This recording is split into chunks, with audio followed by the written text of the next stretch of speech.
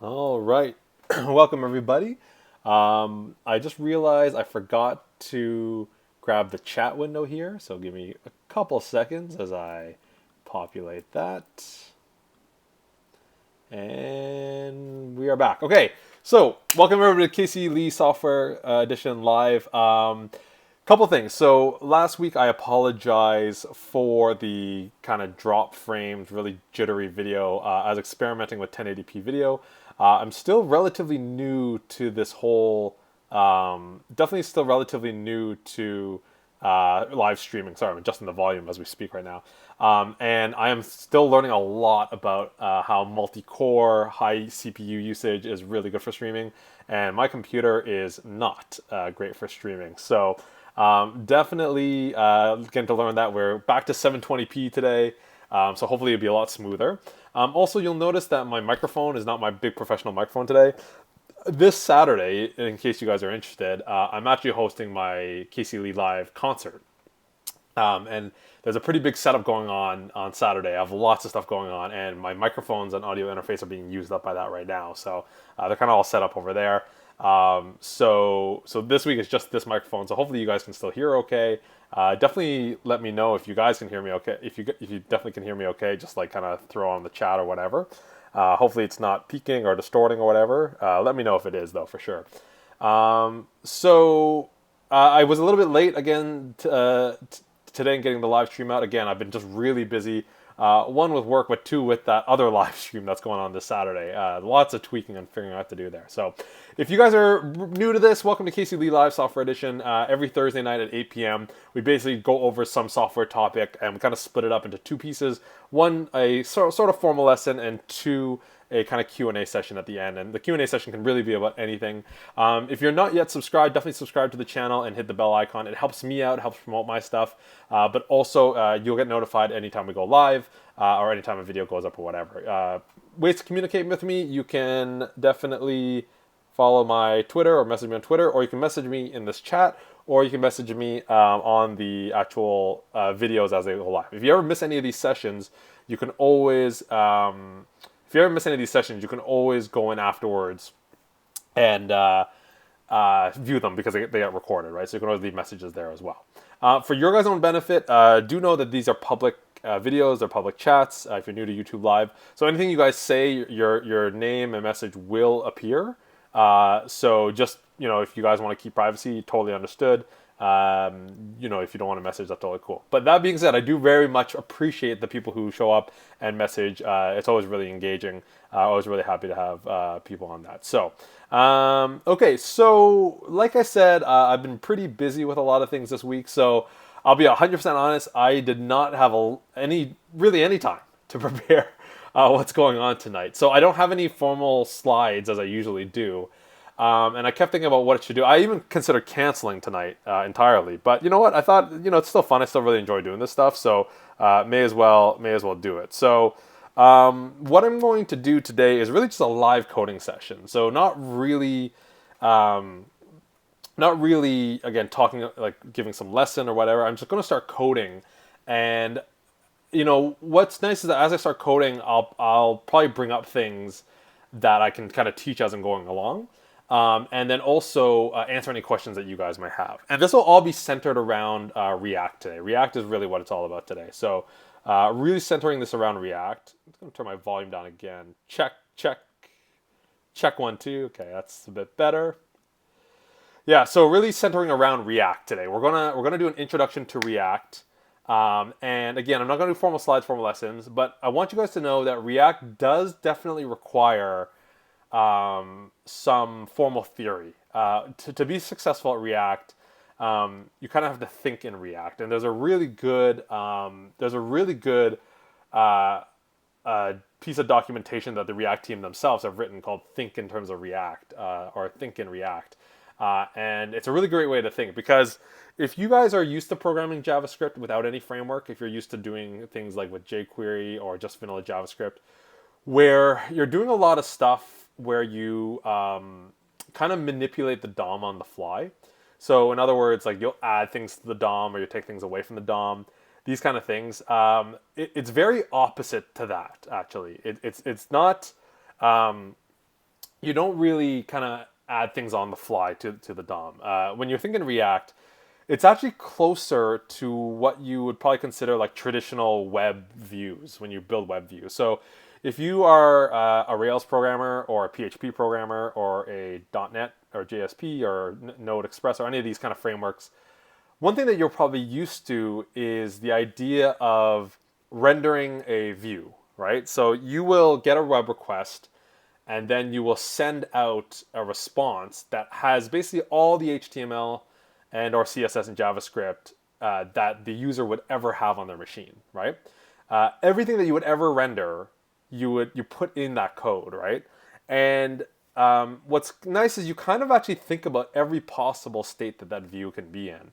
Let me show you what I'm talking about. So let me just bring up my desktop here. Okay, so I'm gonna use Ruby as an example, but again, any web framework, very similar idea. But when you program, a web framework, let me just change this to HTML. Again, a lot of times what you deal with is the idea that a response comes in, and then you send a web request back. So what you end up doing is you have some HTML here, and usually when you deal with a server-side language, you'll be able to do things like should really permanently set this at some point. What you end up doing is you end up writing some regular HTML. So you might say welcome to my page, and then maybe a paragraph and say like here's a listing of my fave movies. Okay, and then what you might do is you might, depending on the language, you might go to a database and get those values and then kind of return them here. Now I'm going to use Ruby on Rails, but again, it's like JSP, it's like PHP. In PHP, you do things like this. I think that's how you do it. I can't remember. JSP, you use things like this. Ruby actually uses the same thing. I don't know how these other languages do it. I haven't done it with a ton of them. But these are all things that you can insert basically server-side code into your framework, right? And when you do this, you'll typically do things like this, right? You'll probably do, okay, so I'm going to say iterate over a loop. So let's say I have a bunch of movies. I'm going to iterate over the movies. And then in here, I'll put a list item for every movies and put the title. Okay, so that might be something that you do. Okay. Again, you might not understand this Ruby syntax in here, but the idea is that you're looping over it and you're putting it in there, right? So if you go back to one of my first chats, it's all about kind of Web 2.0 and how this works. Okay. Now, what you also might do is you might say, well, what if there are no movies? Okay. Well, maybe you might do something like this. You might say if at movies dot dot empty. Okay. So like if there's no movies in there, you might do an if-else statement like this. Okay, so if it's empty, you might say, there are no movies in my database or something like that, right? And so what you're doing here is you are basically setting up your entire UI with regards, like you're basically declaring your entire UI up front. And then no matter what data you throw at this thing, it's going to basically be able to handle that, right? So if your movies are empty, it'll be able to handle that. If your movies are full, it'll be able to handle that. If your movies have 100 entries, it'll be able to handle that. If your movie titles change, you'll be able to handle that, right? And so what you're doing is declaring your UI entirely up front, and you're considering every possible state that this happens in, right? And what's interesting about this is that when you start to do JavaScript, you start to do things that you may not know how the UI is going to look, right? You may, again, for those of you who are familiar with JavaScript, you may end up doing something like this. You may end up doing like, okay, find a UL element and, append or set the inner HTML to, something like div. Okay, and then you might do things like that. We're starting to manipulate the DOM. Now, unfortunately, if you have a bunch of these pieces of code where you're changing the DOM with JavaScript, what ends up happening is your DOM might get into this very unusable state, or sorry, not unusable, unrecognizable, unpredictable state. If somebody hits that UL multiple times, you might not know how it might behave, or especially if you're appending, maybe if we do append, and it keeps adding the divs, you might not know how it behaves. You don't have really any visibility of how this is going to work, and it may really blow things up.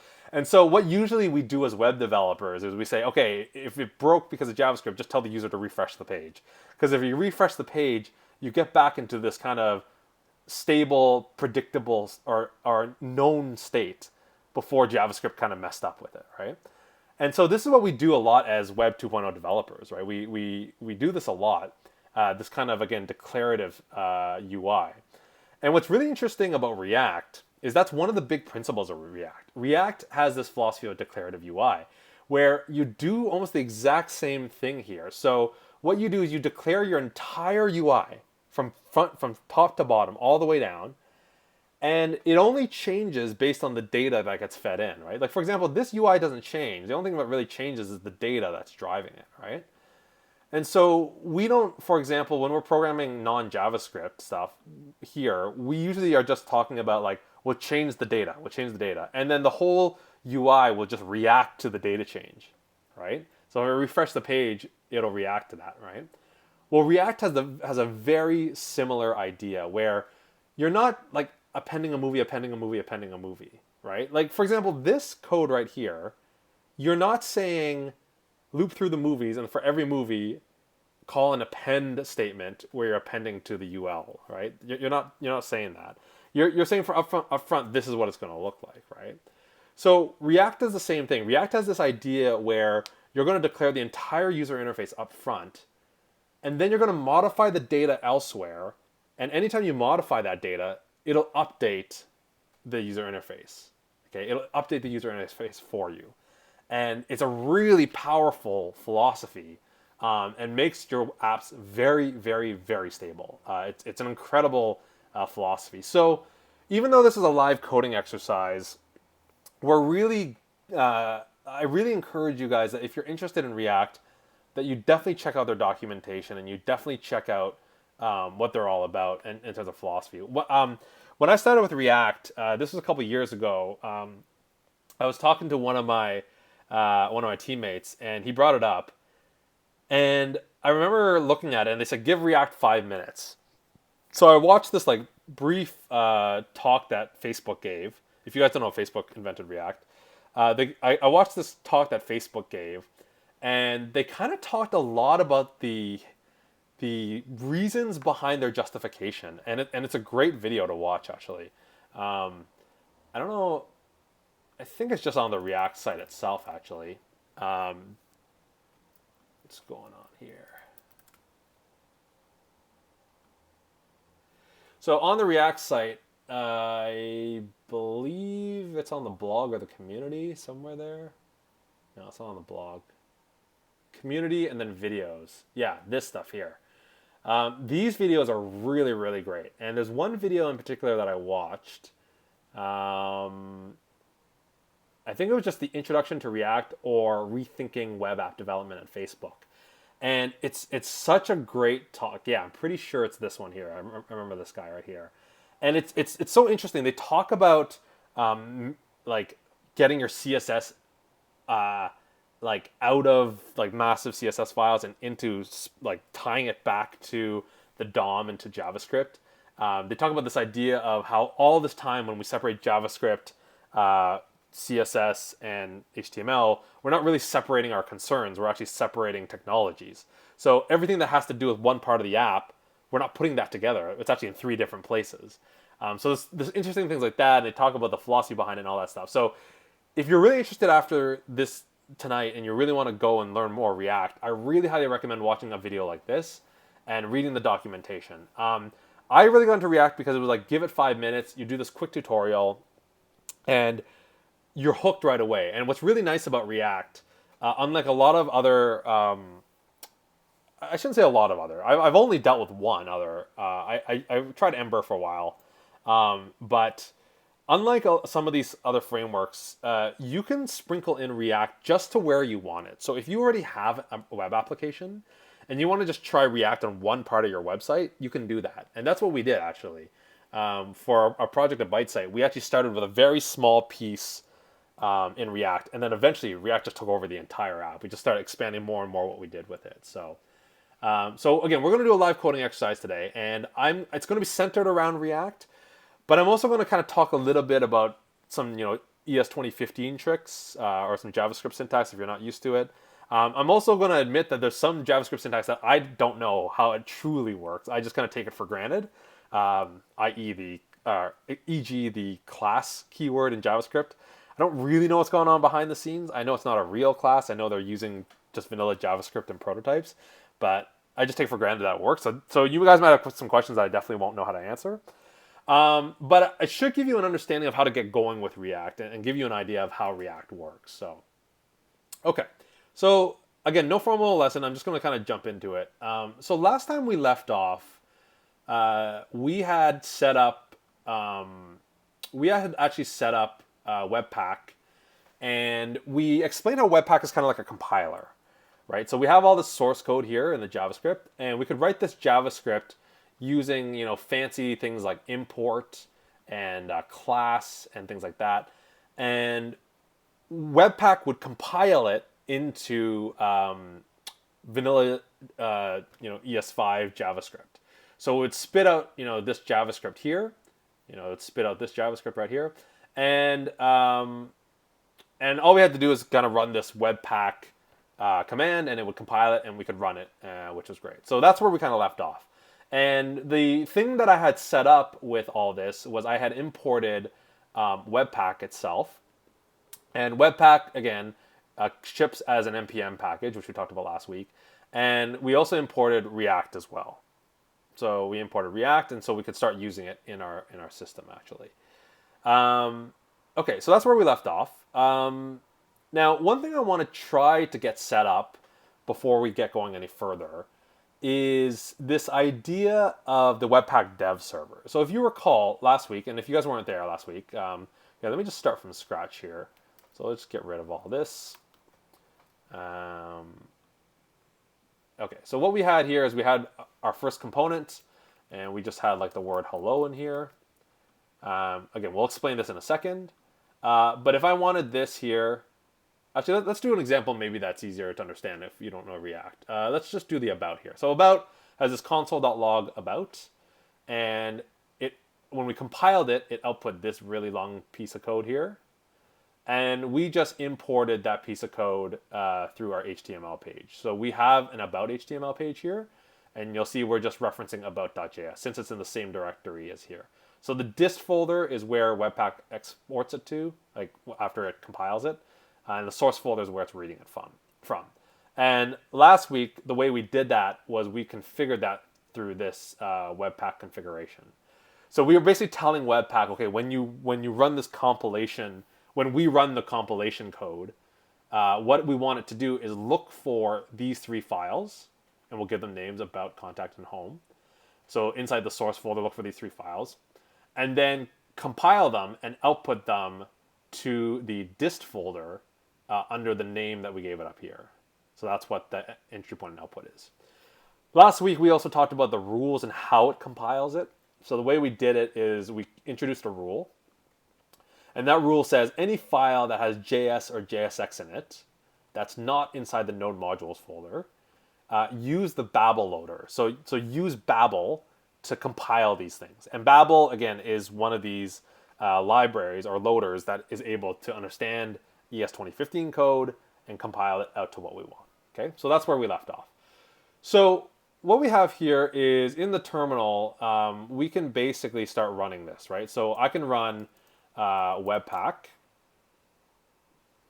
and what that will do again is follow the configuration here, and after it compiles it, it'll output to this dist folder. While that's compiling, notice a couple of people have more joined us, so if you guys have any questions or you weren't here last week, definitely feel free to ask.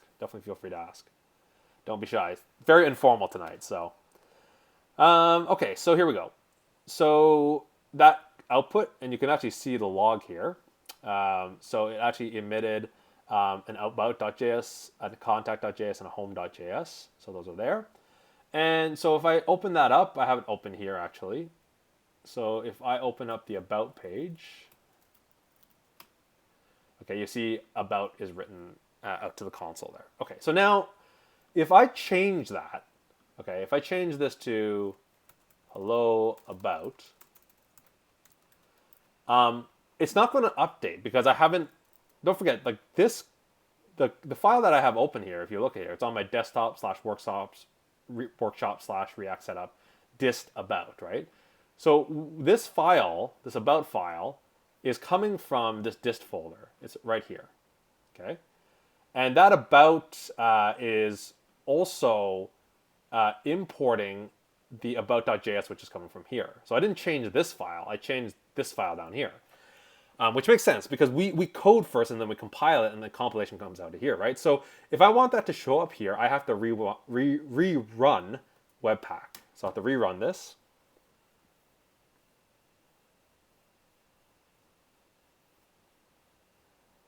Okay, and then it outputs. And now if I refresh the page, I have hello about, okay? Now, that's fine for what we're doing, but this could get really tedious, right? Like every single time I make a code change, I have to rerun Webpack, and it takes that long. It takes a while, right? Usually web developers are like code refresh, not code compile refresh, right? So Webpack actually comes with a little server that actually manages this. And what's really cool about this server is what it'll do is it will automatically monitor your folder. It'll monitor your source folder, and it'll basically say, okay, if I make a change to a file, automatically run Webpack. Just run it right away again, okay? And so it'll compile it automatically for me. And not only that, what it'll do is it'll run a mini web server that allows you to serve up all these files rather than opening them up just using the file open command. It'll run a mini web server on your machine that you can connect to and get the assets there. Okay, so let's. I've never set up Webpack dev server from scratch, so let's just see how long this takes. If it takes too long, I'm just going to abandon it because maybe it's not exactly the best learning experience if I don't really know what I'm doing here. So let's just try it out here. Let's see if I really need to install that much. So one of the first things we're going to do is we're going to change the mode to development. And when we change the mode to development, what that does is the way in which it compiles, and it doesn't include as many optimizations as it does for production. Okay, it makes it easier for developers. So it dictates how Webpack actually compiles this. So we're actually just going to set the mode here to development. Okay, so just following the instructions here. If we want to use source maps, those are handy because think about how Webpack will compile all your JavaScript into code that looks like this, right? Which is all well and good if you're just running it, but it's really hard to debug this, right? So if you're running this in a browser and you're trying to find, well, what line did this fail at and things like that, it's going to be very hard. So source maps allow Webpack to say, okay, well, we're going to serve up this compiled thing, but we're going to reference back to where the source code for this compiled stuff came from. At least I believe that's what it's for. There's so many things that you just use, and sometimes you just don't exactly remember or you sometimes you just never learn what it actually truly does. Okay, so dev tool inline source map. Okay, so let's go back to Webpack config here. Okay, so we just add another property. They happen to add under the entry. Don't think it's really important because it's just a JSON object. Inline source map. Okay, so we'll include the inline source map. All right. Now let's make sure we have something to debug. So let's create an error. Okay, so they're just doing a test there, basically. Okay. All right, so development tool quickly became manual. Yeah, so doing that yarn Webpack is kind of annoying. So there are a couple different options available in Webpack that help you automatically compile your code whenever it changes. Webpack's watch mode, Webpack dev server. Okay, so I think these are, you can do each one by themselves. Yeah, okay, so let's just go directly to Webpack dev server. Okay, so the Webpack dev server provides you with a simple web server and a build. Okay, so what we need to do is we need to install this via an npm package. So we'll just use yarn add, what is it? Webpack dev server. Webpack dev server, and it is a development dependency.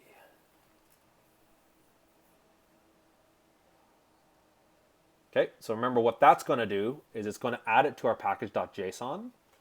Okay, so it's going to add to our package.json. And then what it's going to do is it's going to go out to the internet and grab the latest version of that dev server. And then it's going to record which version it downloaded in yarn.lock. This is, again, very similar to NPM. If you guys weren't watching last week, NPM and Yarn are basically competitors to each other. They both happen to use the same repository. NPM was the original. NPM is a tool to download packages, and it grabs its packages from the NPM repository, the NPM public repository. Actually, you can see it if you just look up NPM. So this is the public repository that NPM uses. And then for a while, NPM was missing a couple features. So I believe the developers at Facebook developed Yarn, which was a replacement for NPM, but it still used the same repository. So they replaced the command line tool, but they updated, but they used the same repository. And then NPM, the command line tool, got just as good. And so now they're basically in direct competition. Like people like either. So, okay. So I just installed it there. So you see the dev dependency, Webpack dev server, got added to my package.json. And you can check actually in the yarn.lock if I look up Webpack dev server. There it is. Okay, so it got installed, version 3.11.0. Oh, sorry, specifically 3.11.0 right here. Okay, so that's installed. And then, do we have to do any additional setup? We do. Okay, so we have to add, what is this? Change your configuration file to tell the dev server where to look for files. Okay, so what we're going to do is we're going to tell, we are going to tell the dev server that our output files are in the dist folder. Now, hopefully all you have to do is, so I would be, yeah, this is the same level as dist, so I could just do /dist like that. Okay, so that's where their files are coming from. Okay, this tells Webpack server to serve the files from the dist directory on localhost 8080. So what that's going to do is it's going to start up a web server, and all the files that are in here, it's going to put on that web server so you can access them at localhost 8080. Okay, sweet. And then we're just going to add a script here.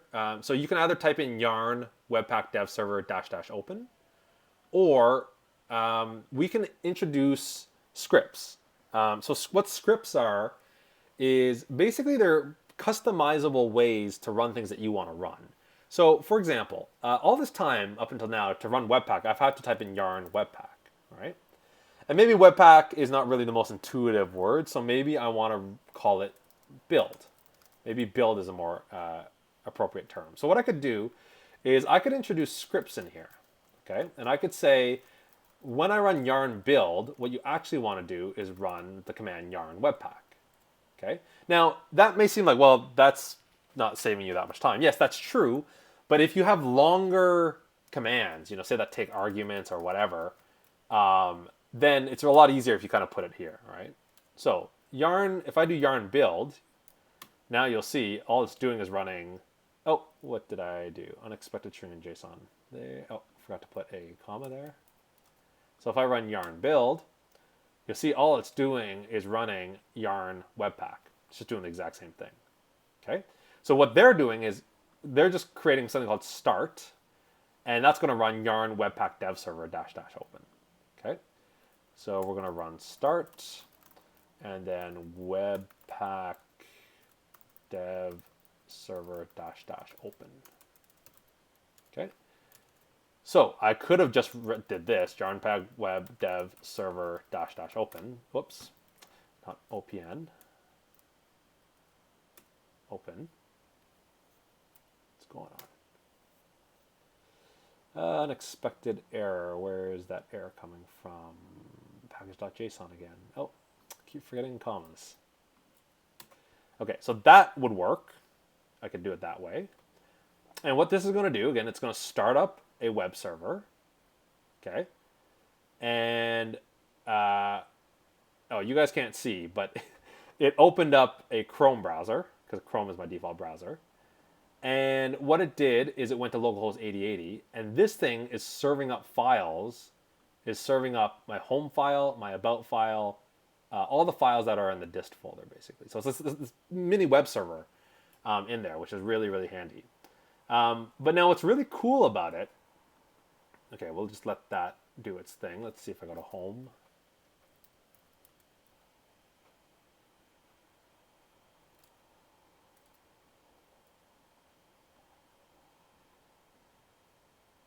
Oh, right, because we have nothing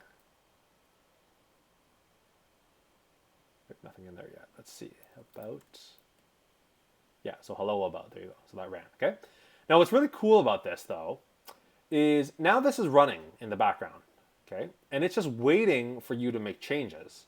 So if I come in here and say go to the about page, or sorry, the about.js, and I add another exclamation mark and I save it, you'll see it starts compiling automatically right again. See, it compiled right again. Let me do that one more time. Okay, so I'll save it. Now watch over here. Save, and it compiles it again. And what's really cool is that it compiles it right again, and it causes the browser to refresh. So what actually happens is when you go to this page, it sets up a live connection between this and the server. And when the server recompiles, it tells the browser to refresh. So watch, there's a lot going on here. Okay, so the browser is up here. And then I have the terminal down here. Okay, and then I have my code here. Okay, so when I change the code, that's going to cause this to recompile. Once this is done recompiling, the browser will refresh automatically. Okay, so watch. Save, compile, reload. And there you go. And the really nice thing about this is you can just have the Webpack dev server in the background, make your changes, and see them update in real time. Okay, so that's really handy, Webpack dev server. Hello to Ricky. Ricky has joined us again, one of our newer audience members. So, okay, so hopefully that makes sense. Okay, so Webpack dev server is a way to automatically recompile your code every time you make changes, and also it serves it up in a web server so you can just access it through here. Okay, all right. So I am just going to leave that running in the background, and I'm just going to close Chrome and go back to Firefox. If you guys are curious why I'm using Firefox over Chrome, I actually use Chrome on a daily basis. The problem is all my personal information and work information and privacy, it's all there, so it's harder to disable that kind of stuff. So that's why I'm using this. What is... Can I not access localhost 8080 on here? Maybe I can't.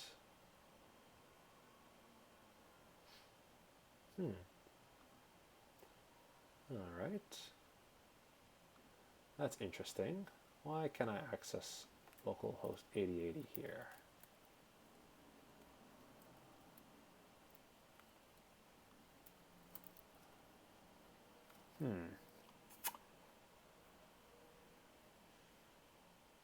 All right. Why don't we find out?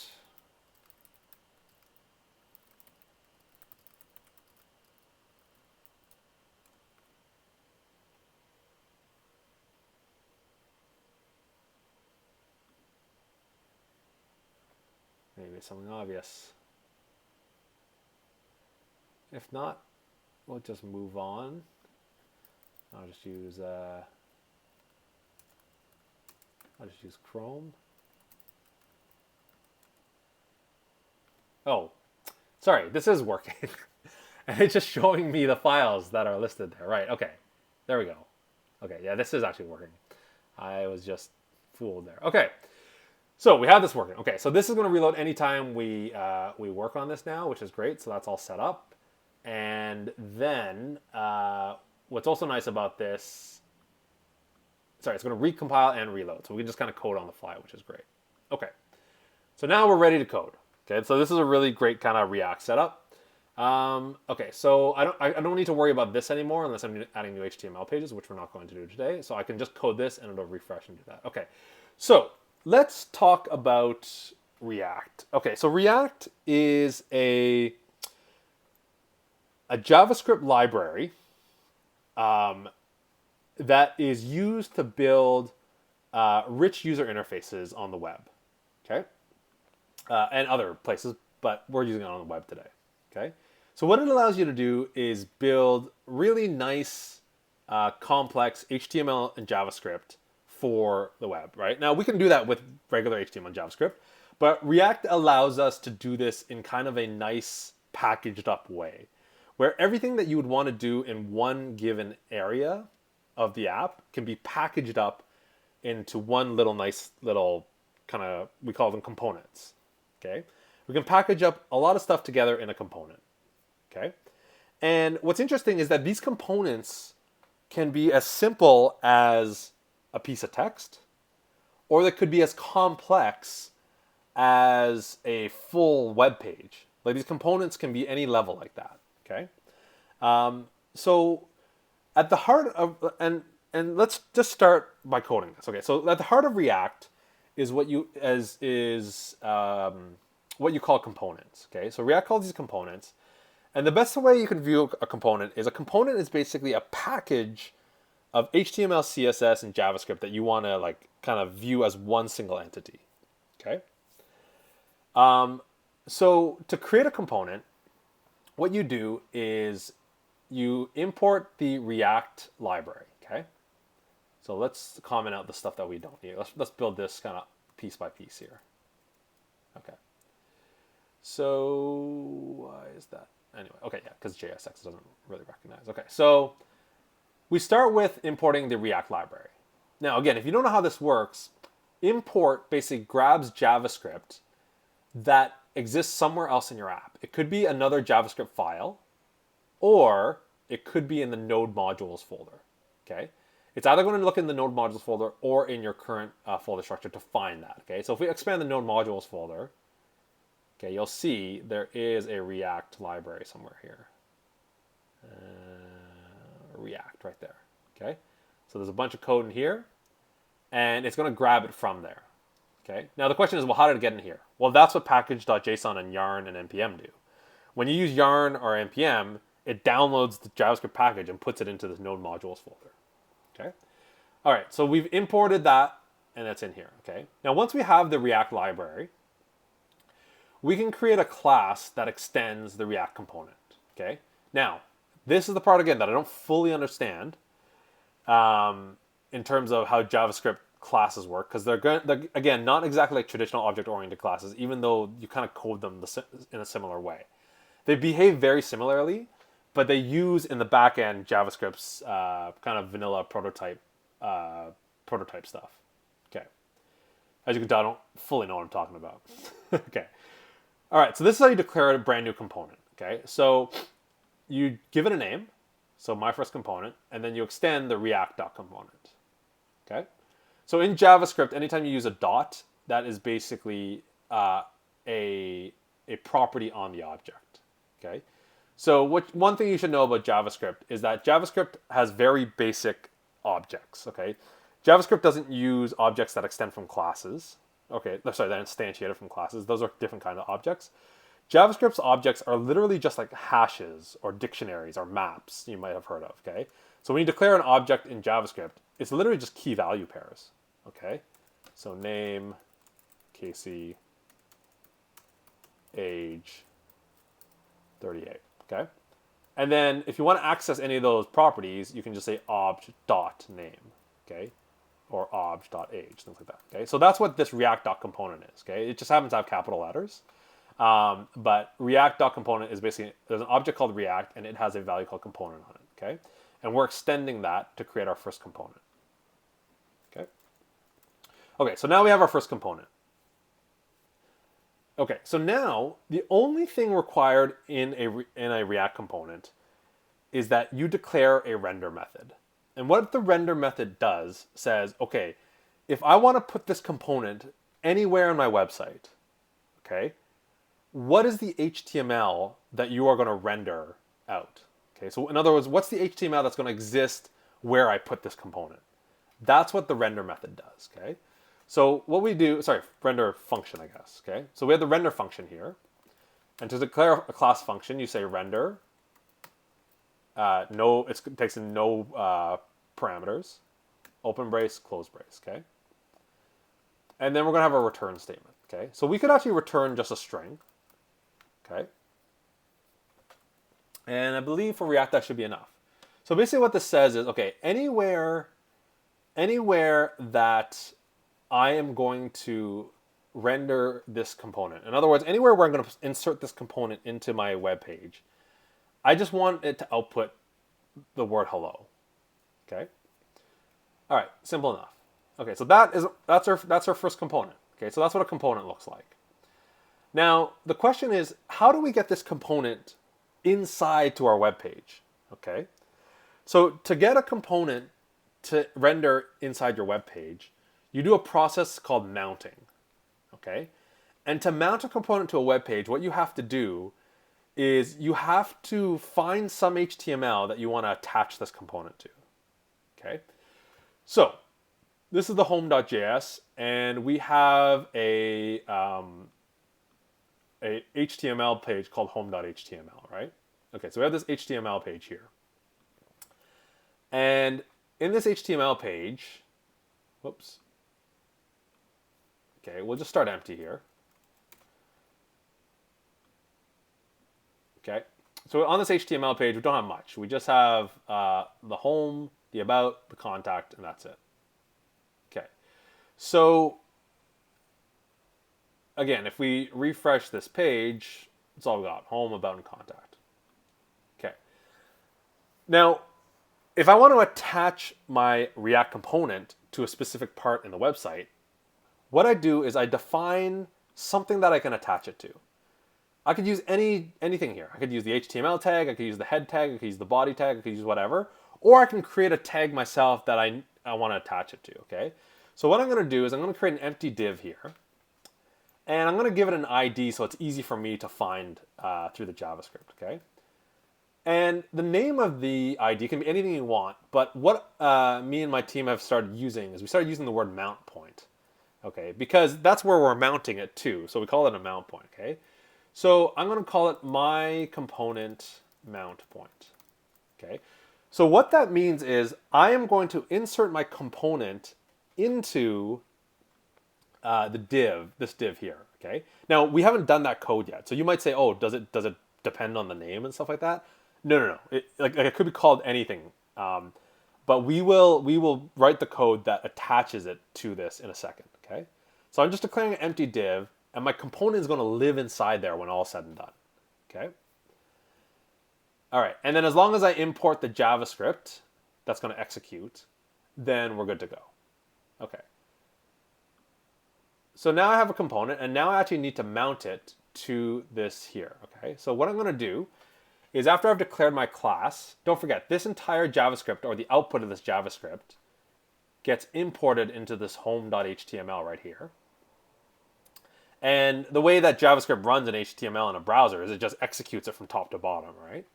So what it's going to do is it's going to execute this code from top to bottom, and it's going to encounter a class, which doesn't really do anything in itself. It's just kind of declaring it, okay? It's like declaring a variable. It's not going to do anything just by declaring it. So it's going to do that. And then we're going to write some code at the end to actually do the mounting for us, okay? So the first thing we're going to do is we're just going to write some vanilla JavaScript to find that mount point, okay? So what we're going to do is we're going to declare a variable called element, and we're going to use the global document object, which exists in JavaScript in the browser. And we're going to call a method called getElementById, okay? And the ID that we're looking for is my component mount point, okay? That's where that name comes from, okay? So whatever you gave it an ID here, we put here, okay? So getElementById, right? Get any element on this page that has the ID my component mount point, okay? So now I have that element, okay? Now, if I want to mount an instance of my first component to that element, I can use a library called React DOM, okay? So what's really interesting about React is starting to be used in a lot of different places, okay? One of them is through attaching it to browser elements like the DOM. One place it's like using in React Native where it's mobile and stuff like that. So to actually attach it to the DOM, we actually have to import a special library for that. So this is called React DOM. Okay, so we import React DOM. Okay, and again, that's another library that's in your Node modules. So if you look in your Node modules, right, there should be something called React DOM. Where are we here? React DOM right there. Okay, so it imports that, and React DOM, okay, is an object. And by the way, just so you know, if you guys don't know how to import, whatever library is defined by React, we say whatever the default export is, but basically whatever library React has decided to export, when you import it into your library, you can call it whatever you want. Okay, I could have called this React library. Okay, I could call it whatever I want. And then once you call it whatever you want, you can then use it in your code here. So I call this React. This is referring to this React right here. So if I call this React lib, I would have to call this React lib. Okay. So same thing with React DOM. Okay. So I have React DOM from this, and now I can use it. Okay. So I can use it, and React DOM has a method called render. And render takes in two arguments. The first argument is a component, and the second argument is the element that you want to attach it to. Okay, so there's going to be some component. I'm going to tell you how to do that in a second, and then the element that I want to attach it to. Well, the element that I want to attach it to is the one that I just grabbed up here, right? So element. Okay, and the way we instantiate components in React is basically it looks like an HTML tag. My first component. Okay. Now, if you guys have programmed JavaScript a lot, and if you have never used React, you probably have never seen this before. You've probably never seen the idea of putting less than signs and close tags directly inside JavaScript. Like, this is just a JavaScript function. How can you put this in here? Okay. Well, React came up with a new language called JSX. And what JSX actually allows you to do is intermix HTML and HTML and JavaScript. What's going on behind the scenes is that React actually converts this into a function call. Okay, it actually does, it massages it into regular JavaScript. And that's what JSX is. JSX is you have HTML syntax, but when it gets transpiled or compiled by Webpack, it converts it into regular JavaScript. Okay. In fact, it's not Webpack that's doing that, remember. It's Babel that's doing that. And that's what the whole Webpack config was for. We said convert any files that start with JS or JSX and use the Babel loader to do that. And so with that Babel loader, like Webpack will actually understand that we have this weird syntax in the middle of our JavaScript. Okay. If that didn't make sense to you guys, just know that as long as you have Webpack set up with a Babel loader, okay, and as long as you tell it that any file that ends in JS or JSX, so this one ends in JS, run it through the Babel loader, and as long one extra step to that, as long as the Babel loader is set up for React, then it will understand that. Okay. If you don't care about that stuff, just know you can mix and match these things. Okay. All right. So we have my first component. So if this all works, this is what's happening. Okay. We have a home page HTML which has a div inside it, and then after that div is declared, we import this script, home.js. Home.js is the resulting compilation of this file, and it'll run it from top to bottom. So after it runs all this, it runs this JavaScript from top to bottom. This JavaScript from top to bottom does a couple of things. It imports a bunch of libraries, declares a class, and then finds an element on the page called myComponentMountPoint. Once it finds that myComponentMountPoint, it instantiates my first component and mounts it to the element. Okay. Now, what mounting to the element means, this is where React really kicks in, is you are going to put whatever my first component renders inside that element. Okay? So basically what's going to happen, the render method returns hello. So hello is going to render inside the element. So what you're going to end up with is inside this div, you're going to end up with hello. Okay? So let's see if all that actually works.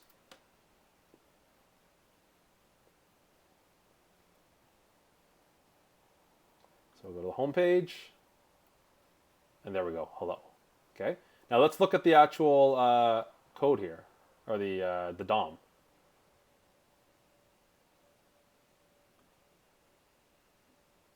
Okay? So there we go. So here's the div. I know it's a little bit small, but there's the div ID my component mount point, and there's a closing div. And look, hello got rendered right inside that div. Okay, so whatever you return and render, it's going to output right there. Okay. Now let's take this JSX a little bit further. Okay, because like I said, we can mix JavaScript and HTML together. And so what that allows us to do in the render method is actually return more complex HTML. Okay, so what I can do is I can actually return something like this. Another div. Okay, and I could put like the word goodbye in there. So what this is going to do is it's going to render this whole piece inside that mount point. So let's see if that works. So goodbye is there, but let's take a look at the HTML. So there we go. We have the div ID my component mount point, and then the word goodbye, and then the end div. Okay? So this is the most basic thing you can do with React. Okay? Which seems like a lot of work just to render the div goodbye in there. Yes, that's true, but we're gonna this is the setup. Okay, we're gonna go a little bit further than this. Okay, but that is the most basic form of that. Okay. Now let's continue with this. Let's make this JSX even more interesting. Okay, so first of all, JSX can recognize multiple lines, so I can actually put it. Whoops, I can put this on multiple lines like this, and it won't have any trouble with it. Okay, and usually the convention is if you are doing a return statement with multiple lines, what you do is you just surround it with parentheses. Okay, there we go. So let's just make sure that still works. So refresh this, recompiling, and it's all good. Okay, so now let's make this a little bit more interesting. Okay, why don't instead of a div, what if we actually rendered a link? We can do that. And let's say it has nothing there. Okay, so save that. Webpack recompiles it, reloads, and there we go. And so now we have a link in there, right? So we had div my mount point, and now we have a goodbye link in there, which is really cool. Okay. All right. So that seems easy enough. You know, we can render kind of self-contained stuff. Well, let's say that we want our component to be configurable. Okay.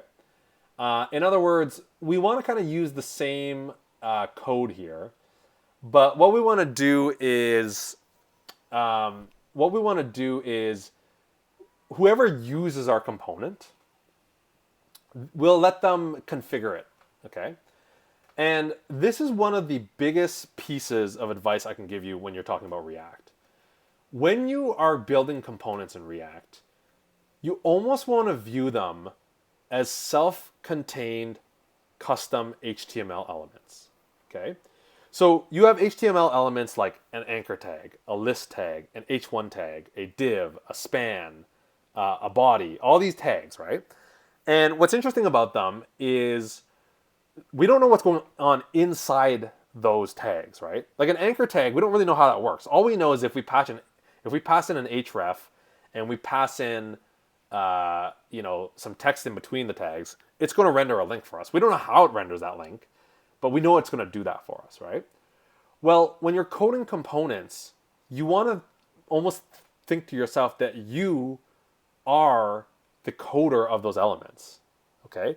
So we're building my first component here, but other people, maybe also including yourself, are going to use this component, okay? And they don't know how necessarily the inside works, but you're going to tell them, okay, if you pass me in something, I am going to use that in a certain way, okay? All right, so let's do this. Okay, so let's say we're rendering a link here. Okay, and let's say we're going to allow the person to pass in whatever text is here. So we're going to allow this text to be customizable. Okay. So let's do this. Okay, so what we're going to do that is we're going to introduce our first major concept of React, which is called props. Okay. So what a prop is, or short for property, okay, is that properties of components are basically values that can be passed into the component that an outside user can use, okay? So whoever's using your component can pass in properties into the component, okay? So we are using the component right here, okay? So this is almost like I am an outside user, okay? And then up here, it's like I am a developer of the component, okay? Even though we're coding the two together, really we're using the component here and we're declaring it up here. So a prop is something that the user would pass in that you are then going to use inside your component, okay? So it's almost like you're building an API for people who are going to use it, okay? You say, okay, I have all these props that you guys can use. Pass in whatever you want and I'll use them, okay? So what we're going to do is we're going to say, okay, they can pass in a prop called text. And whatever that property is, whatever the value of that property is, we're going to use inside here. Okay? All right, well, how do you do that? Okay, so what's really nice about React, because we're extending a React component, is you have access to the props object. Okay? So if I'm right here, so I'm in my render function here, okay? Because I'm inside the class, I have access to an object called props, okay? That's attached to this component, okay? So this .props is something you have access to in every React component, okay? And let's take a look at what that looks like. I'm gonna do a console.log and just see what that looks like when I run this, okay? So I'm gonna run this. And there you go. So it's an object. And if I open up that object, there is really nothing in there. It's just an empty object right now. Okay, so there's nothing in there. Okay, how does that get populated? Well, that gets populated when people who use our component pass in values, okay? So how do they pass in values? They pass in values very similar to HTML attributes, okay? So remember, in HTML, you might code something like this, right? You may say href google.ca/a, right? This is an attribute, okay? Well, React uses very similar syntax for props. Okay, you separate with a space, and we're going to pass in a property called text, and we're going to give it a value. Say hello, okay? So now this component gets loaded up with a property called text, okay? So let's see when this renders what this instance of props is going to look like. So save that, recompile it. Okay, so I have an object, and you'll see that object has a property called text hello now, okay? So we now have access to that object. And so what we can do is we can do something with that. So we could say like console.log this.props.text. Okay? And so you see when that refreshes, it's going to output hello. Now normally, yeah, that's all well and good, but we normally want to put that inside our actual HTML that gets rendered out to the component, right? Okay, so how do I put in a variable inside HTML with JSX, right? I can't just put this .props.text because that's just going to render literally this .props.text, right?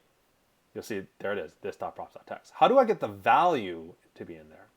Okay, well, if you want to insert any JavaScript code in between HTML, you use curly braces. Okay, So if I do that, now what's going to get inserted into that anchor tag is the word hello. Okay? So when you pass in an attribute to a component, that gets interpreted inside the component as a property, okay, with the name that you pass it here. Properties and any other JavaScript value, by the way, can be inserted inside to JSX using curly braces, okay? So you can see already how this is starting to really feel like Web 2.0 development. In Ruby on Rails and JSP, we use like percent less than percent equals or whatever. In PHP, we use less than question mark, stuff like that. And here, we use curly braces. Okay, so now that means anytime we pass in a prop into this and mount it, it's going to output that word. So if I said my link, you see it refreshes on the left there. And now it says my link. Okay. All right. So I just want to stop there and just recap what we've done here. So we have created a component. And what a component is to the outside world, or to you as a user of the component, is it's a self-contained piece of functionality. But the best way that I think you should view it is it's basically a custom HTML element. Okay, we've created our own HTML element. We have HTML elements like anchor tags, divs, all these things like that. Okay, we've created our own one here. And our own can even accept attributes, just like native HTML elements can accept attributes, okay? And so we can use those attributes, and then we can use those attributes inside our things like render, okay? So React is all about creating like these custom HTML elements. Okay, now on that note, you should know that the convention is to always name your components with an uppercase letter. And that way you won't get confused with custom elements versus regular HTML elements. Custom elements use capital case, and regular HTML elements always use lowercase. Okay? Okay, so that is the crux of React components and their properties. Okay? Now, let's see what else we can do with this. Okay, so let's create a component that anytime you click on it, it shows a message. Okay? So basically anytime we do this, we want to now attach a click handler to this. Okay. So rather than using code to attach it after the fact, we're just going to do it directly on the component. Okay. So now we could do onClick, and we could specify a function that we want to call if you click on this link. Okay, now there's a couple of things there. So first of all, JSX is not exactly HTML. Okay? So when you're doing JSX, you want to make sure that you don't think everything in HTML exists in JSX. Almost everything does, but not everything. And the other thing to know about JSX is that JSX is a JavaScript library, and JavaScript most of the time uses camel case. Okay, so anything where you're used to using dashes or all lowercase, you're actually using camel case in JSX. Okay, so typically onClick would be written this way, but because this is JSX, which is not exactly HTML, it's very close to HTML, but it's a JavaScript version of HTML, it's actually written that way. Okay. Now, how do we pass in a function into here? Okay, so this is some advanced JavaScript, but I can actually pass in a function into here. Now, to pass in a JavaScript function that I declare, I am inserting JavaScript into here, right? So I can't just put it in here. I have to use curly braces. So I'm going to use curly braces to pass in a function in here. Okay, so let's declare a function. Okay, so I could do it this way. I could say, var function, var, say, my function equals function like this. I can declare a brand new function, okay? And then I could pass in that function into my click, and that would work. So when I click on this link, it's going to call this function. Okay, so that's one way of doing it. That's not bad. The other way we could do it is we actually could declare this function directly on the class itself. Okay, so we could say my function. All right, and it's going to take no parameters. And we could do that as well. Now the only thing is now when we're down here is we have to say this dot my function, okay, because that's coming from up here. Okay, so we have this dot my function, and it's going to call it up here. So anytime we click this link, it's going to call this function that we declared up here.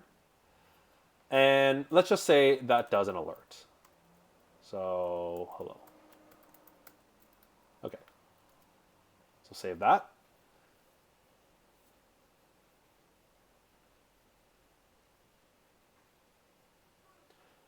Okay, so actually one thing we forgot to do is that an on-click handler calls a function, and that function, it's going to call back with a parameter called the event.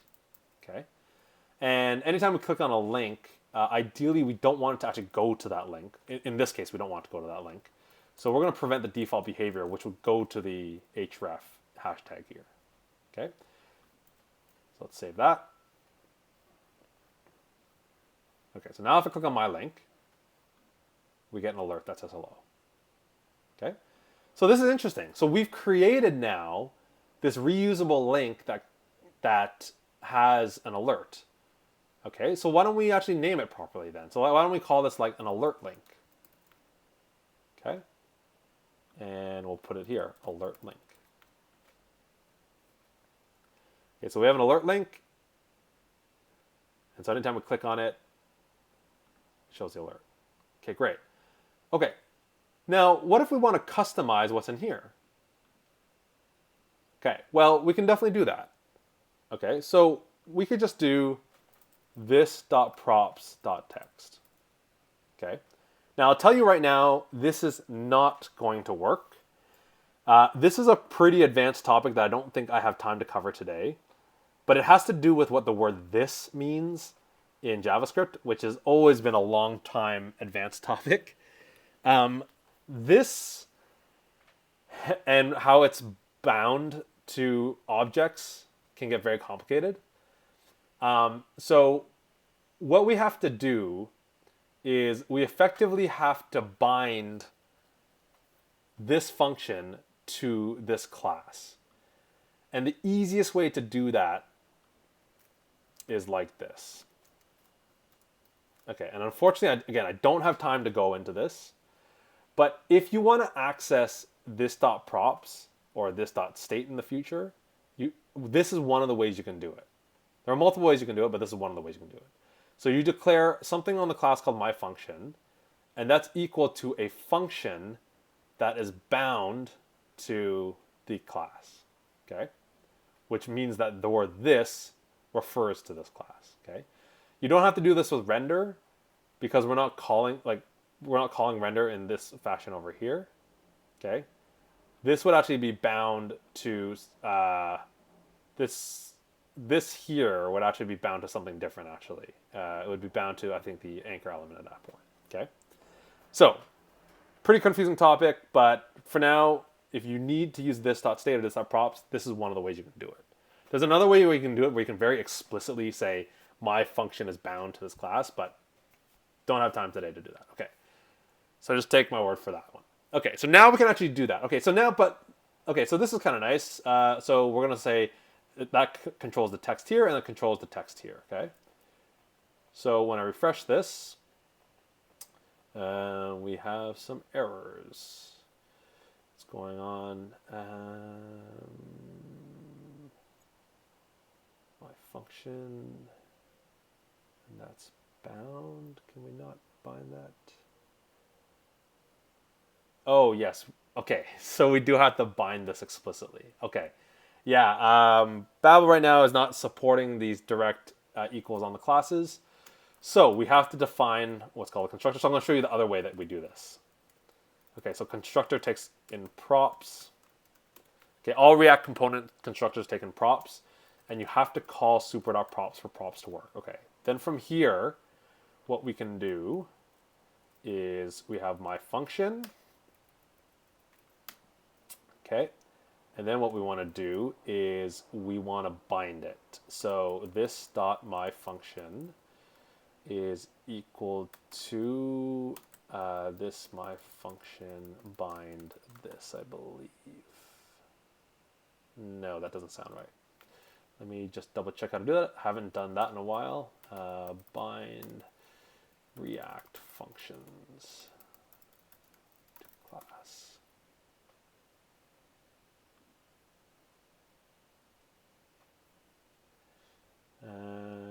Okay, so bind and render, use arrow functions, bind a constructor. Here we go. No, that is exactly it, actually. Okay. All right. So we're taking the function, which is this guy, and we're permanently binding it to this. But that means we might need to... No, that should be okay. And then, so when we call this dot my function, it should call this version, I believe. Okay, so let's give that a shot and see if that works.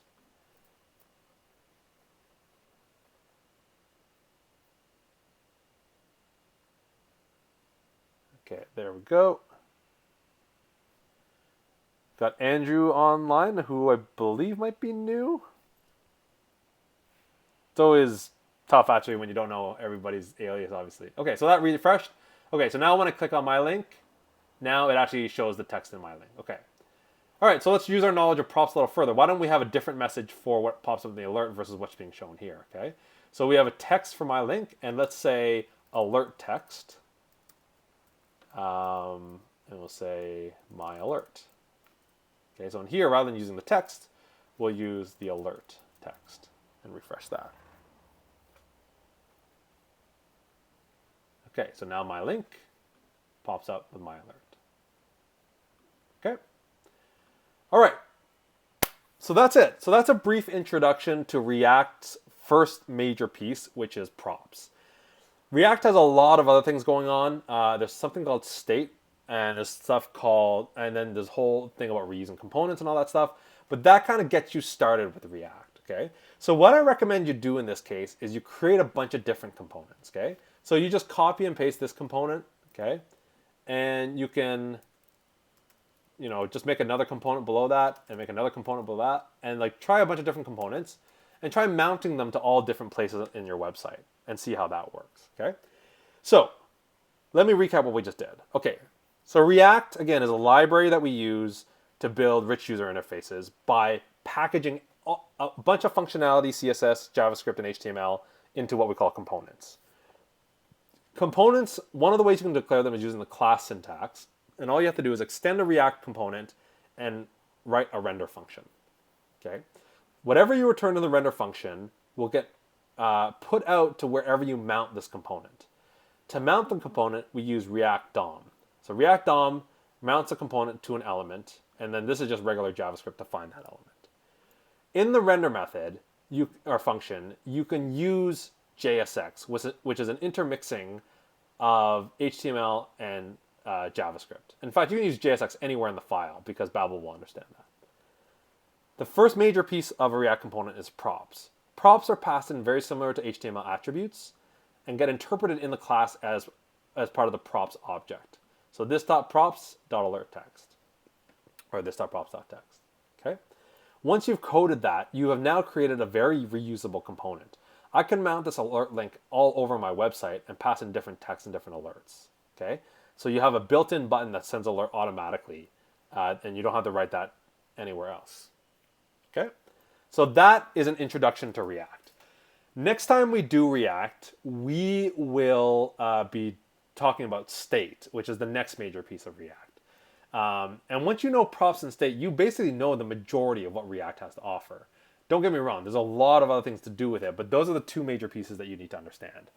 After you get into that, you'll see how we can use components within other components, and it gets really, really interesting. But I am going to end it there. Hopefully you guys got something out of that. Ricky's just saying Redux for next session. I do not know Redux.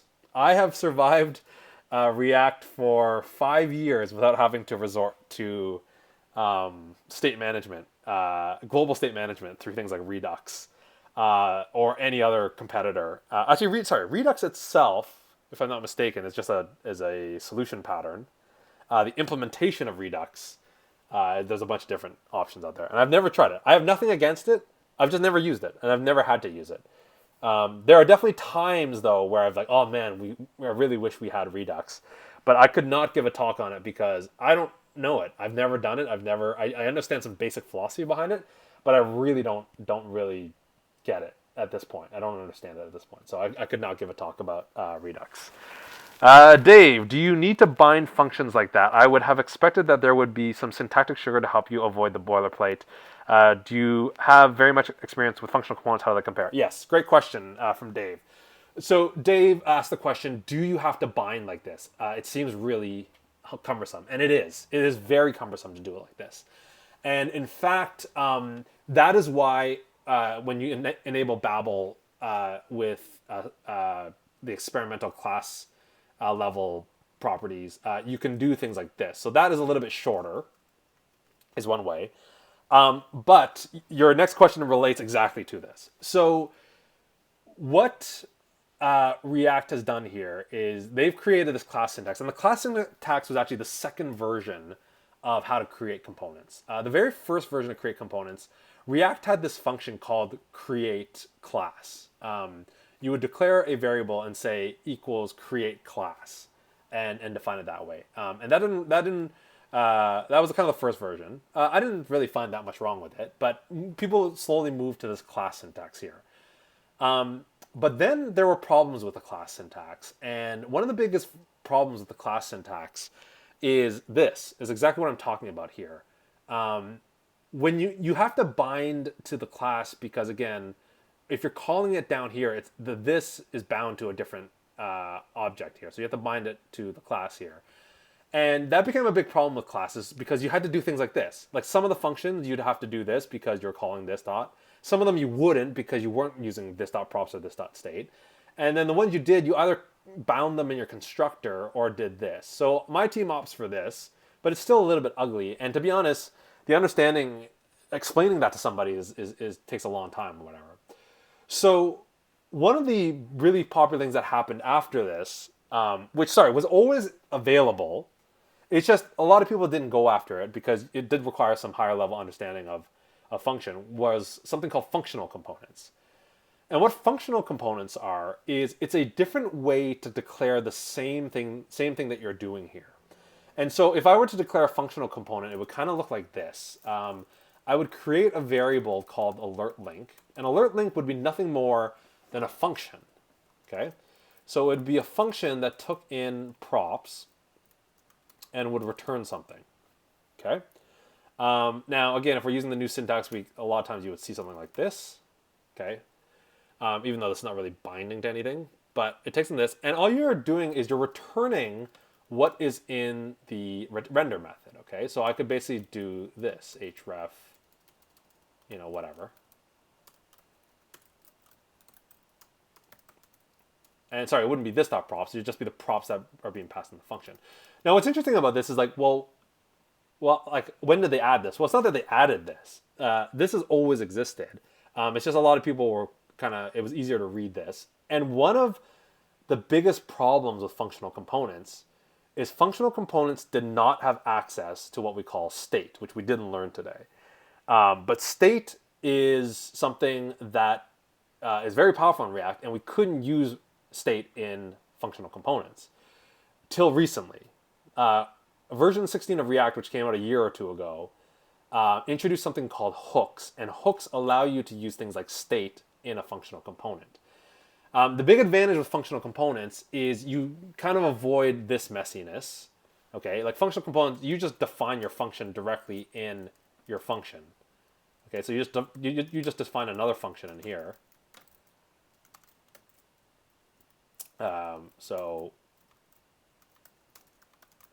And then you have access to props, right? Because props is really defined up here. It's not really being bound to anything. You're not calling it on anything. You're just taking whatever declaration is in here. So you could just use it directly in there. And so we didn't have any of this binding issue. So that's one of the advantages. And then once hooks were introduced, you could use state in there as well. And what's really interesting about functional components is you have a lot more flexibility when it comes to reusing code. In classes, it becomes very hard to reuse functions and the exact same functions that you're using all along. It gets really hard to use them, especially if you're binding to this and all that stuff. It gets really hard to reuse them. So functional components are kind of the way forward. And I'll be honest, I didn't start using functional components until maybe I would say as recent as a couple months ago. It was only a couple months ago that I felt the need to go to functional components, or felt a little bit of urge to go to functional components. And I haven't actually used hooks that much. Hooks I only started using as recent as maybe like 2 or 3 weeks ago. So that's pretty new to me actually as well. And there was some video that I watched like a couple months ago, maybe a month ago, that talked about why functional components are better than class components. Or I read some article, and it was one of the first compelling arguments, and I can't even remember what it is right now. But it might have to do with this whole binding nonsense or whatever. So I felt after that maybe I should learn it, and that's the way things are kind of going. But I felt it's still easier to learn class components first and then move to functional components, because once you understand class components, the leap is not as hard.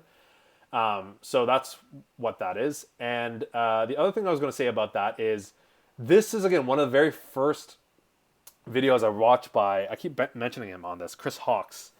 And he does a video called Why We Should Stop Using React. I think his name is Chris Hawkes. I always forget his name. Yeah, Why We Should Ditch React. And that video talks a lot about how React keeps going through these changes. And it's like, and I like his attitude, because he mentions like, oh, how all of a sudden you're made to feel bad if you're still using create class or class components and all this stuff. And he does a really good analysis of how it keeps evolving and changing. I still love React, but it's true. It does change pretty frequently, and they experiment a lot. I think the whole props and declarative UI is still a very powerful feature of React. And that stuff hasn't changed, but just the way we're declaring classes and stuff like that, our components has changed. So hopefully that answers your question, Dave. This is the closest syntactic sugar in class declaration, but this is one of the reasons people move away from this to functional components, because they don't have to deal with this basically. So, and now with the whole hook thing, you can do that. So, thanks to Ricky. Actually, maybe I should go back to the chat so you guys can see. Thanks for Ricky for joining and for clapping. Ricky actually mentioned if I'm going to do anything on TypeScript. I don't know TypeScript. Maybe that's one of the things we can get Dave to talk about. Dave knows TypeScript. I've been hearing a lot of good things, but I actually don't know TypeScript. So definitely interesting topic there. Mark, Redux is not that useful anymore with the new hook API. Okay, good to know. So Mark uses hooks, and he's saying that Redux is not as useful anymore, because I guess hooks can help with that. So that's good to know. Dave Chapman, Vue has an official tool called Vuex that is comparable to Redux. Okay, interesting. I have also avoided Vuex because it seems like it and Redux add a bunch of complexity that I had never felt the need for. Yeah, good point. Yeah, I have avoided Redux more just because the couple times I've tried to learn it, it went over my head. And I've always found a way around it. It's not always the best way, to be honest. But the way that I've always found around it is basically expanding the scope of your React components. Right now, if you look at the web page, our React component is just this link here. Sorry, I'm not sharing my screen. Our React component is just this link here. But the rest of this web page is HTML. But we could just as easily put all of this into a React component. And if you expand your scope of your React component to take over your entire page, then you're basically talking about things like single page apps where you don't really need Redux to communicate between your components. If you have a web page where you have one component over here and one component over here and they're in no way linked, that's where I've heard things like Redux are really handy. So the amount of change in React and lack of consistent patterns is what drove me to use Vue rather than React. Oh, that's really interesting to know. Yeah. So I guess a lot of people are sharing that opinion that React has changed a lot. The consistency has gone, like I'm sure like following documentation these days is really annoying. And actually, I've experienced it where I've seen people's functional components in documentation, and I'm like, oh, I don't know how to do that. I was lucky to get in relatively early to React, so at the time it was pretty simple. Now it's kind of gotten a little bit muddy, but I'll still say, and maybe Vue has this. I'm not going to say that React is like alone in this, but one of the things about React is, and I've said this multiple times, that the philosophies that it professes are really good. Now, again, they didn't invent these philosophies, but like separation of concerns and genuine concerns, meaning that like everything that has to do with a particular feature or function of the web page is put together. So your JavaScript and your HTML are together. They're no longer in different parts of your code. Declarative UI is a big thing. I didn't realize how advantageous declarative UI was until I used it in React. And declarative UI is what I was talking about at the beginning of this stream, where it's like you're declaring your entire UI up front, and then you're just changing the data to update that. And we'll get into that when we deal with state. And again, these couple of principles have solved like everything I've thrown at it, basically. Like everything I've thrown at React in the last 5 years has worked, and without much complication or headaches. It's just worked, and I've noticed my apps are super fast and super stable because of it. Like my apps now, that when I build them in React, they're like super snappy and stable. Like it almost makes you feel like a way better developer than the majority of websites out there, than the people who develop the majority of websites out there. It's really good. Bob McCook is online. Wow. Hey, Bob. Good to hear from you. Bob, I gotta give a shout out to Bob, but Bob, I gotta tell you, please tune in for my concert this Saturday. I have a pretty sweet setup. Bob is a former coworker of mine. I believe one of the original founders of Teldio, who I used to work for. Bob was always super welcoming. I believe he is a drummer. Came out to my first open mic with the team at Teldio. And he's an awesome. I actually haven't heard him drum, but he's a Dave Matthews fan. I'm a Dave Matthews fan. There'll be some Dave Matthews tunes on Saturday. Bob, definitely check out my live stream on Saturday for my concert. Great to hear from you.